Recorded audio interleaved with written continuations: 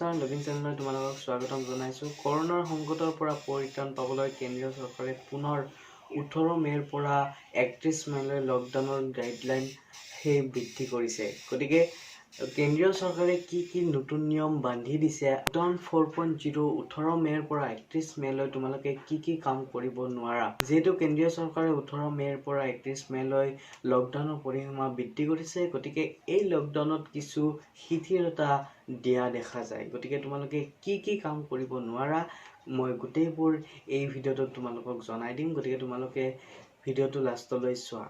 স্ক্ৰীনত তোমালোকে দেখা পাইছা যে এইবিলাক গাইডলাইন দিছে চৰকাৰে, কেন্দ্ৰীয় চৰকাৰে। মই তোমালোকক এফালৰ পৰা গাইডলাইনসমূহ কৈ যাই আছোঁ। নাম্বাৰ 1 গাইডলাইনটো হৈছে লেট নাইট আউটিং পাৰ্টি বা ড্ৰাইভিঙৰ পৰিকল্পনা আছে যদি সেই সলনি কৰক, কিয়নো সন্ধিয়া 7 বজাৰ পৰা ৰাতিপুৱা 7 বজালৈ ওলাব নোৱাৰিব ঘৰৰ পৰা। আপোনালোকে সন্ধিয়া 7 বজাৰ পৰা ৰাতিপুৱা 7 বজালৈ ওলাব নোৱাৰিব ঘৰৰ পৰা।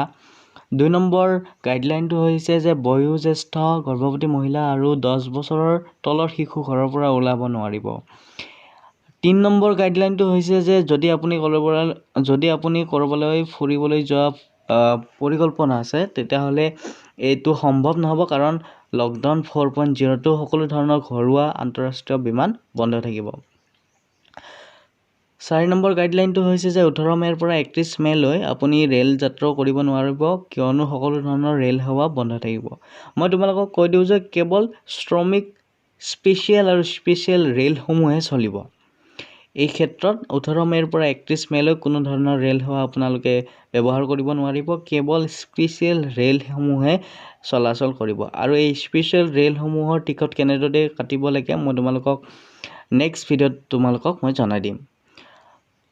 6 নম্বৰ গাইডলাইনটো হৈছে যে 31 মে'লৈ দিল্লী সহ আন চহৰতো বন্ধ থাকিব মেট্ৰ' সেৱাসমূহ বন্ধ থাকিব। 7 নম্বৰ গাইডলাইনটো হৈছে যে ৰেষ্টুৰাঁ, বাৰ, পাব আৰু কফি শ্বপ বন্ধুৰ সৈতে পাৰ্টিৰ পৰিকল্পনা বনাইছিল যদিও বাতিল কৰক। বৰ্তমান সকলো ৰেষ্টুৰাঁ, বাৰ, পাব আৰু কফি শ্বপ বন্ধ থাকিব। এইসমূহ বন্ধ থাকিব। 8 নম্বৰ গাইডলাইনটো হৈছে যে জিমসমূহ বন্ধ থাকিব। 31 মে'লৈ সকলো জিম বন্ধ থাকিব। 8 নম্বৰ গাইডলাইনটো হৈছে যে শ্বপিঙৰ আশাও বাদ দিয়ক আপোনালোকে, কিয়নো গৃহ মন্ত্ৰালয়ৰ নিৰ্দেশ অনুসৰি 31 মে'লৈ সকলো শ্বপিং মল খোলা নহ'ব। 9 নম্বৰ গাইডলাইনটো হৈছে স্কুল কলেজৰ ছাত্ৰীসকলে ঘৰতে থাকি পঢ়া-শুনা কৰক, কিয়নো বৰ্তমান কোনো স্কুল কলেজ আৰু কোচিং চেণ্টাৰ খোলা নহ'ব। সকলো স্কুল কলেজ 31 মে'লৈ বন্ধ কৰি দিয়া হৈছে। আৰু 10 নম্বৰ গাইডলাইনটো হৈছে যে 31 মে'লৈ বন্ধ থাকিব মন্দিৰ, মছজিদ, গীৰ্জা, গুৰুদ্বাৰ সকলো বন্ধ থাকিব। মন্দিৰ, মছজিদ, গীৰ্জা, গুৰুদ্বাৰ সকলো 31 মে'লৈ বন্ধ থাকিব। আশা কৰোঁ এই ইনফৰমেশ্যন ভিডিঅ'টো তোমালোকে ভাল পাইছা। গতিকে তোমালোকে ভিডিঅ'টো ভাল পালে তোমালোকে চেনেলটো ছাবস্ক্ৰাইব কৰা, কাৰণ মই ৰেগুলাৰ নতুন ইনফৰমেশ্যন এই ভিডিঅ'টোত আপলোড কৰি থাকোঁ। ধন্যবাদ।